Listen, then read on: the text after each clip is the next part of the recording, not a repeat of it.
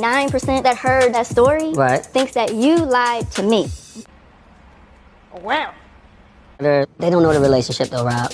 But Coach Bree is a beautiful, attractive woman. No, love you. 100%. Yeah. And so this is like a little tough love. Tough love? Yes. Yeah, what I do? And the fuck we. My heart hurts for you. Because it opens up a wound for me. So this really feels like this is a Protect Juan campaign. It's not. Okay, wait, pause. When you told him to get the out, did he leave? No. Don't be shocked. You're shocked? The woman in Canada. This story is crazy, right? Yes. He would not make up a crazy story. He would actually make up a better story. You dumb? I think she's dumb. I think she's dumb. Are you, like, medically speaking, are you like I'm not trying to be mean. Like, are you dumb? I think she's dumb. I think she's dumb. You. Are you dumb? What's up, y'all? It's Brian Keith, and I'm back with another video. Today, we're going to be talking about the Real Housewives of Potomac Season 8, Episode 1. Our girls are back, and for what it looks like, Robin, baby, buckle up, because you're going to be in the hot seat. They're coming. They're on your ass. Good luck. But y'all like, comment, and subscribe if this is the first time you see my page. Please subscribe to the family. And y'all, let's get into the video. Yeah, let me check my shit real quick. Hotter than the fire coming out my flame. And if you wanna play with me, you can't play in me. On the playground, bitch, you can't play with me. Got it, want it, securing the right. So the show basically opens up. It's Stranger Things style. They're over here doing editing, production. They're like, look, we're about to over here flip the house upside down. Robin. Yeah. There's some sort of strumpet out here. Basically, he's just saying that Robin, all the stuff that happened last year, and her trying to basically gatekeep her this information behind a paywall from her podcast to the Patreon. And it's so funny because she's just like all these people are talking about me. They're talking about me and my family. Well, we wouldn't have known if you would never brought it up, Robin. So to be honest, I like you, girl. I really do like Robin and Candace. I do. But Robin, this is your fault. You brought it up. Basically, we start the episode off with Robin. She's over here decorating like her frames. We see pictures from her wedding. Her wedding was beautiful. She looks stunning. Juan was very handsome. Her kids was nice. And you know, basically Juan comes in and you know, this year he's willing to film. He's willing to film this year because he's newly fired. So he's like, yeah, you know, what's going on, Robs? What's going on? You know, he dapper up like a homie. Like, I'm like, that's your wife. All of the noise that's been going on, the whole girl with the hotel receipt. And once again, that was stupid. So, you know, he's on camera, willing to film. So, you know, they talk about the whole rumors and the photo evidence and him out at the laundromat and then the nail salon with his Coach Bree. So, you know, Robin basically is like, the reason why I didn't bring this stuff up is because we moved past it. It's a year and a half removed. Like, I'm over it, he's over it. So why are we still talking about it? I mean, like I said, we're talking about it because you brought it up. Firestorm that came out of it when Giselle and I addressed it on the podcast. Like, but I told you not to do that. It is what it is. But the reason why we bring up this whole topic is because, Robin, you were part of the whole situation with Candace and her husband, and you're at the reunion basically talking about, oh, what at the end of the day, Candace, if it happens in your life, you gotta talk about it. But now, since it's pertaining to you, Robin, we don't want to talk about it. We just want to keep it separate. But you said if it happens, regardless of the cameras or not, you need to talk about it. So basically, she's like, I'm so confused on why Candace is like so mad at me. Like, I'm just so confused. Like, girl, because Karma is a bitch and she's coming for your head. Don't get me wrong. I do feel like Robin was like loyal to a point. Like, I would say up to like episode 6. And then she started getting on the Giselle coaster again. Juan basically really don't care about Robin's public image. Because the thing about it, if he cared, he would have took some type of precaution to not have that image painted of himself, or making Robin seem like she was over here dumb. So I feel like he did not care about her in that aspect. It was on me though. Up. Yes, up. You shouldn't have been friendly with her. I don't know why you were. I'm too friendly. I'm too nice. Right? Everyone on the planet thinks that Ron was over here knee deep in some wop wop. They think he was over here just swag surfing in some pussy.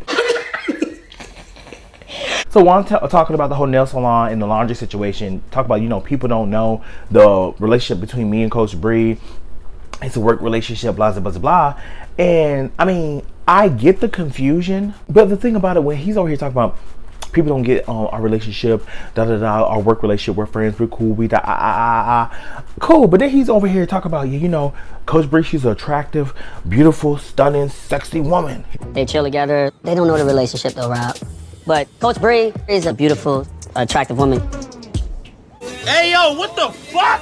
He didn't say sexy. But I'm just like, sir, I don't think this. And if I was Robin, I was like, dude, What are you doing? There's a camera here. I'm just like, I just feel like he really is just like, don't care. He's just like, oh, I know what's going on. And even if nothing happened, right? It's the perception and you playing along with it. So it just makes Robin just look crazy. I just feel like Robin is doing too much explaining away. Like, oh, he did this. I understand. You know, that's my husband. I'm just like, Robin, I don't like that for your friend. So, you know, they talk about Juan's firing, and basically he's saying that they got fired because of the injuries and basically losing basketball games. But they're like, well, you know, everybody believes the other thing. And then you have people almost like rejoicing because you lost your job because they think that you did something wrong. They're and it's miserable. Like, the other thing is the fact that Juan was named in a lawsuit from a student athlete at Coppin State. So Juan wasn't the person that did it, but another coach on the staff catfished the player, blackmailed the player, and basically it was sexual misconduct with the student athlete. And mind you, the student brought this up to Juan. The parent also brought this up to Juan. He was aware of it, but never reported it to a higher up. Allegedly, that's the story, right? So I think that's why Juan allegedly got fired. I mean, he got fired, but allegedly. We jump over, we see Karen, Wendy, Candace. They over here meet up for drinks. Wendy looks stunning. All the girls look good. I'm happy I just got my girls back on TV. Karen gets right into the business. She's like, look, Robin, how we gonna tear her head up? No, she didn't say it like that. Robin has some ownership to take because truth has come out. But they talk about, okay, at the end of the day, we come to find out a consensus that Robin is the biggest liar of the group.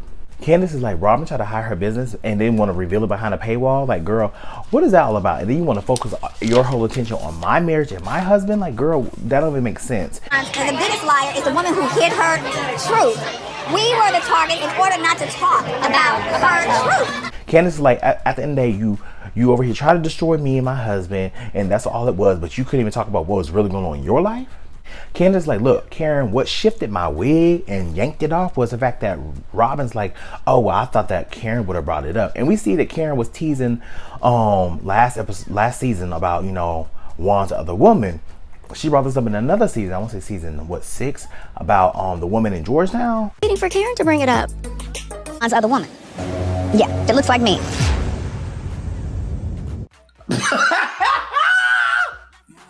So, you know, the girl's just like, at the end of the day, she's projecting and deflecting, and she doesn't want to get to the real deal of what's really going on. Karen's just like, at the end of the day, the girl is, they probably have an open relationship. She's delusional. Candace is like, okay, at the end of the day, are they even married? Wendy's like, is it arrangement? They have all these questions because that's all we can really think about because the situation just looks sketchy, right? And to be honest, it's at the hands of a man. How sad. It's clear that you are projecting and deflecting from what you have currently going on in your life. If Robin owns her, we got no problem. So we hop over to Miss Ashley's house. I mean, the house is in the LLC. It's cute. It's very, like she said, it's light, it's airy, it's worth $2.2 million. It's very cute. I think she's in Alexandria, I believe. It's actually nice to see Ashley with her sons. They're very cute boys over here. Seem like they're coexisting very well, so congratulations to her. Ashley basically says she's not trying to rush to separate with Michael because she's like, I mean, he's fully supporting me and he's really helping me out. You know, he's not giving me alimony, but he's giving me child support. And basically he helped her put the money down for the house, and I think he's paying for it as well, or help paying for it. And she's just like, yeah, I don't want to really rush to get divorced because I'm scared that if anything happened, it will be all on me. Complete honesty, I am dragging my feet quite a bit with my divorce. It's pretty hard. To be honest, I feel like if once Ashley does get divorced and she does move forward and like live her life and like pays for her stuff on her own, I feel like she'll have this sense of pride and strength that I feel like she doesn't have right now. It's like with the whole Sutton situation in Real Housewives of Beverly Hills. How Sutton felt so empowered after her divorce because everything was on her and she made it, right? So Ashley then calls Giselle on FaceTime, and Giselle just basically talking to her like, girl, so what's going on with you and Michael? Y'all was in the Bahamas. I saw that Michael was in the Bahamas with you, so I just... Wait, where did you see that? Somebody... Y'all married? Y'all divorced? What's going on? So Ashley's like, no, girl, we're still discussing the details, but we're almost down. All the major things are good, so we just gotta get to the small details. At the end of the day, Ashley, we're going on 2 years. In Virginia, it's 1 year separated, then you can get divorced. So you're really stalling at this point. So Giselle tells Ashley, like, you know, I want you to come to my house with Sharice and Robin because, you know, we need to talk to Robin. Robin's acting hella delulu, and we need to figure out what's going on with her because she's trying to explain situations that doesn't make no damn sense. Right? Overall, Giselle's just concerned with Robin because she's just like, you know, maybe this might be the end of the road for Robin and Juan again. I doubt it. I feel like Robin's the type of person that doesn't want to fail. She doesn't want the situation to go bad like it was before. So I feel like Robin will stick it out no matter what the situation. And that's how I honestly feel. That Robin is going through, people don't make it to the other side. People can't handle what Robin is handling. Ashley's talking about, you know, in previous seasons when she basically tried to ask Robin questions and when she basically, quote unquote, was on Robin's ass about her relationship, you know, it didn't go well. Fingers in the face. What have I done? All that food in the mouth. We already know the clips. Like, Robin really went bananas on Miss Ashley, right? So Ashley's just like, you know, my expectations is put it on the floor. I don't even know where it's gonna go. So, to be honest, I'm actually curious. How does Robin feel about Giselle having these thoughts in the confessional? I feel like they're very close. I don't think that Robin will be upset. But if it was on my friends, I'd be taking it back because I'm like, Giselle, you have such a strong stance. And to be honest, she should. Because Giselle, you always be talking about everybody else's marriage. And to be honest, if my calculations are correct, Mia, you're up next, bitch. Good luck.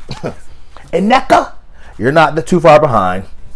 So we go over to Giselle's house, and she's over here with her daughters and, you know, her son. The guy that she with, Jason. When I first met Jason, Ashley introduced us, and for whatever reason, Jason and I definitely just... She got a young boy, right? He's from Winter House. I don't watch Winter House. It's not really my... They're cooking in the kitchen, and she talks about how, you know, he lives in New York. She lives here, basically in Potomac, adjacent. And basically it's like 5-6 hours. They try to see each other every other week, which is pretty cute. And I feel like that makes sense, especially like if you like to have your own personal space. That's perfectly fine. Jason asked her, okay, how was Dubai? Because Giselle took her daughters to Dubai because this is Grace's last spring break because she's about to go to college. She's leaving. Whose idea was the flower garden? Adore. Okay. Yes. Grace is about to graduate from high school and go to college. So I feel like I can definitely relate to Giselle's kids just because I've been in that situation. Because Giselle is 16 years Jason's senior. And when my mom got, you know, engaged to, her husband is 17 years her junior, and it was kind of a like taken aback because I feel like they were rushing. You know, I have my own situation and thoughts about that, but you know, overall he's a cool guy. I have no issues. They've been married for 10 years now, so the shit actually works. So I hope that the situation is serious. Like I told my mom, I was like, if you're gonna have him around, please be serious about the situation because don't have a man around us if he's not gonna be serious. So Giselle, I'll give you that same advice. Don't have Jason around if this is just for TV shit. Like, that is just, I feel like, disrespectful to your daughters. Even if you tell your daughters like, oh girl, you know, this is blah blah blah, still, because you already had Sherman around, now you got Jason. See, it's pretty. I was gonna ask you if you wanted me to feed it to you, but I guess I'm here. Please don't. So we head over to Mia in Potomac. Girl, Mia's not in Potomac no more. So Mia over here got the boot out of Potomac, and now she's over here in North Bethesda, which is about, I want to say 15 minutes away from me. So it's very affluent, great area. So I mean, it is what it is. It's 15 minutes away for DC. Real cute. So Mia and Gordon have been released back into the community, as Rodney the Voice would say on his channel. Basically they got fired. Gordon got voted out as CEO of the company. Gordon was voted out of the family business for a reason that I'm still unsure of. I no longer work as the marketing director for the... But he's taking up legal action now because he said that they owe him $500,000. He's like, okay, what's going on? Because where's my money? Like, it was what it was. I mean, 500K?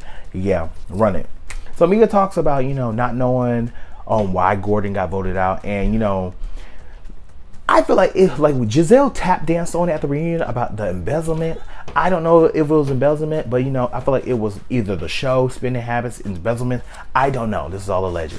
But you know, Mia had questions, and Gordon was like, "Yeah, you was questioning me about if I was over here doing something wrong." So yeah, Tell the truth. No. I just didn't know. And rumors of an audit, you got concerned.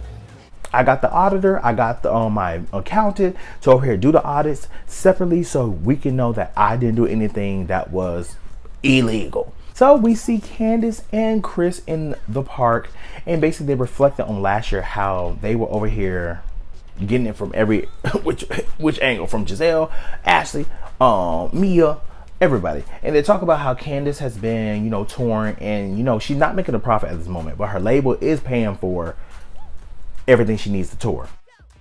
And it's a lot of money. Like, just the band alone is almost 50K. But she's trying to turn a profit so she can actually make money. Like, girl, get your Taylor Swift on. So Candace basically talk about Robin and just says like, okay, the thing about Robin, she didn't want to talk about her business, but she was willing to talk about our business. To go along with these lies about you when she has a true scandal happening with her husband. My whole thing, I think that is fair, but Candace, you got to realize that you're going through a situation now, and you keep on in your interviews at BravoCon. She was like, okay, we heard the rumors about your marriage. Is everything okay? She's like, oh yeah, Giselle, da da da. No, Candace, I love you. You are my favorite, but we cannot continue to blame Giselle until, if you got proof, show it. If you don't got proof, I don't want to hear Giselle's name. Because the only person I know that blasted you was some unknown in Tasha K.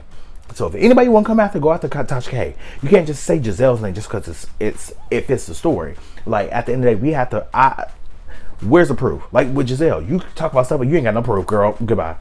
Chris feels like at the end of the day, like, it'll be easy for her and Robin to get back on one accord. So they just got to come to a common ground. So we see Giselle, and she's at her house, still under construction. So Charisse is back. For what? I don't know. She didn't bring much last year, but we'll see. So Giselle tells Charisse that, you know, she hoped Ashley get here before Robin, because they're basically trying to kiki about Robin before she get there, right? How are you? Is this for me? Yes. Thank you so much. Yes, of course. Thank you for having us. Okay, y'all sit down. Okay, we're sitting. Yes. So, to be honest, I do feel like this is the best way to take people that is the closest to Robin and basically have an intervention. Like, girl, we are concerned and we want to know what is going on with you. That's it. I don't feel like Ashley should be there because they've been having tension since day one. So it's like, right? But we'll see. So, you know, the three sit down, they all talk about Robin's situation. I do feel like, you know, even though I'm skeptical of Ashley being there, all three of them have been cheated on. Ashley and Charisse have been through similar things in their marriages. So these are the best two people to come and really talk to her. And so, I mean, it is a commonality, but I don't want them to project that onto Robin. So we finally see Robin arrive. She's walking down the patio and, you know, basically oblivious. She thinks this is just a kiki girls time. Just like, yeah, girl, we're gonna have a good time. No, man, they better get into your ass, right? So, you know, Giselle tells her like, hey, you're our special guest. And Robin's like, okay. She's like, yeah, girl, we're concerned about you. We was talking kiki. So if I was Robin, I heard that, I was like, girl, let me get my bag. I gotta go. I don't got time. Like stop the phony and the bullshit. Looking at her perspective though, when I look at Robin's perspective, I'm like, do I want to hear the shit that, to be honest, I probably already know? And then I gotta deal with the headlines. I gotta deal with this insufferable, hard-headed ass man. And then people probably DMing her, fake DMs, true DMs, we don't know. I can see how it can be very depressing. And we already know back in season 5 that Robin says she goes through seasons on depression. So I can see how that could be a lot of weight on you. And then you get your friends like, girl, y'all too? But I mean, I do feel like this is for the best for her. So, you know, I went through a situation with someone I was dating, and my friend came to me like, look, I saw this about, you know, your man. I don't know if it's true or not, but I mean, I appreciate the way that they did it because they came with evidence. It was what it was. I dealt with it, cut ties. I appreciated them. We're so cool to this day. So it just depends on the person, right? It opens up and tells Robin, like, look, the first thing, you know, I see was the whole hotel thing. But, you know, once the laundromat and then the nail salon, things just start to get fishy. All came out and all of that. You know, I messaged you that night and I was like, Robin, I know this is ludicrous. What's going on? So Robin tells Ashley, like, you know, the relationship with Juan and the coach, you know, they're cool, but, you know, they weren't hugged up at the laundromat. That was a total lie. And I'm just like, Robin, you keep saying stuff like you know matter of fact. You do not know anything matter of fact. The only thing you know is from what Juan is telling you. What you should say is, I'm choosing to believe my husband and what he says and the validity that he's saying, but I don't know for a fact. Because you're talking like you know for a fact that you were over here in the hotel, that you were over here at the laundromat, nail salon. You were not there. So you can't talk that you know exactly what it was, right? So I just think that was just very much like, girl, you looking delulu as hell. So Robin's like, Juan's not dumb enough to be affectionate with a woman in public. Like, who would do that? Michael Darby, Jamal, I can list a couple more, but we're going to keep it to the show. Like, girl, what? Like, that's why I was like, Robin, you look dumb as hell. I'm sorry. I got to say it. So Ashley tells, like, you know, after the whole hotel situation, wouldn't you think that your husband would be mindful about everything that's going on? So if Brianna was big, fat, and ugly, would you care? I would care. My ass got to have some boogers, honey. They tell her, like, you know, at the end of the day, he got you looking dumb as hell. And after the hotel, wouldn't you think he would want to lay low and not do too much to make you look stupid? And then Robin's like, you know, what do y'all want me to do then? Affect Robin. All right, so what do you want me to do? Get mad at him and scream and throw a shoe at him? Oh my God, I can't believe you went to the nail salon with Brianna. Oh my. And if I was them, I was like, girl, I don't want you to, you ain't got to do nothing, baby. You ain't got to do nothing. As a friend, I'm just telling you what I see. And I'm being honest with you. If I would just sit here and just let you over here look stupid as fuck, then I'll be a fake ass friend. So I'm just like, you ain't got to do anything. It's your marriage. That's what you have to decide. All I'm doing is telling you what I see as a friend. Right? Sharice then jumps in. She's like, look, like, Robin, look. We're trying to come from a good place. Like, are you good? Are you okay? And Robin's like, look, my joy is stolen. Every day I got people coming, the headlines, this, that, and the third. Like, I am drained. And Giselle's like, at the end of the day, it's because of one person. And to be honest, Giselle is right. I never thought I'd be agreeing with Giselle. But Giselle was right. Like, at the end of the day, it's coming at the hands of one person, which is your husband. So I'm just like, girl, we're not saying to break up with this man, but you have to realize the root of your problem was Juan and is Juan. So the girls just say, like, look, we just want you to be happy. And Robin's just like, you know, I'm not blaming Juan for the headlines. I'm not blaming Juan. The fault goes to, like, at the outside world. Many years now, like you're happy. What do you mean? Like this really feels like this is a Protect Juan campaign. It's not. And the girls are like, girl. And the girl's like, so Robin's like, look, I'm not blaming Juan. I'm blaming, like, the outside world for like why I'm feeling this way. And the girl's like, girl, what do you not understand that Juan caused it in the first place?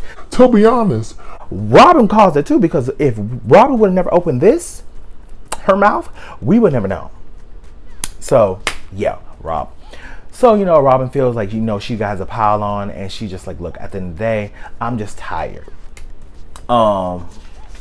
Sharice opens up and she's just like, look, your situation's triggering me because I went through the same thing you're going through, made excuses. Even Ashley was like, look, I made excuses for Michael. It was a lot. So it's just like, I understand where you're coming from. And, you know, I just want to say shout out to Sharice for being vulnerable in that moment. I really wanted it. My heart hurts for you because it opens up a wound for me. You know, for her to really go through that situation with Eddie, like, shout out to her. And, you know, my dad cheated on my mom. And the caveat to that was I was 6 years old, seeing the situation transpire, still remembering the situation, how distraught my mom was because she actually was in love with my dad, right? So he cheated on my mom, and then on top of that, married the mistress, and then left our family. And so that was something that was a hard pill to swallow growing up. Yeah, next subject. So Charisse tells Robin, like, look, you know, at the end of the day, I feel for you, but it does feel like you're in denial. And she's like, look, I understand the hotel situation, but the Watch What Happens Live appearance, girl, you look crazy and delulu. You got everything looking at you like you is just ignorant. And Ashley tells Robin, like, girl, at the end of the day, it looked like you're just trying to protect Juan. And if that's the case, cool. But we just want you to put yourself first. We know, like, the person that you are today, the independent head of household, girl with multiple jobs, Bravo celebrity on a popular show. Girl, you are a powerhouse. You have fans. You have people that love you. Juan, I mean, it's apple to oranges. I always want you to put that woman first. Respect that woman. Make sure he's respecting that woman, because that woman can get beat down. So it's just like, I agree. I want Robin to put her best foot forward and do what she gotta do and know that she's that girl. But in closing, Robin this season is about to be hell. Buckle up, girl. Because I know they are about to be on your ass, baby. But y'all, that was Real Housewives of Potomac. The first episode, it was good. I am happy my girls are back, y'all. Let me know what you guys think down in the comments. Like, comment, and subscribe. I'll see you guys in the next video. Peace. Brian Keith, LG, Black Butte. Bet you didn't know we the Holy Trinity. Now let a God stop a dollar, break your head here. Step into the room and get up in the bed.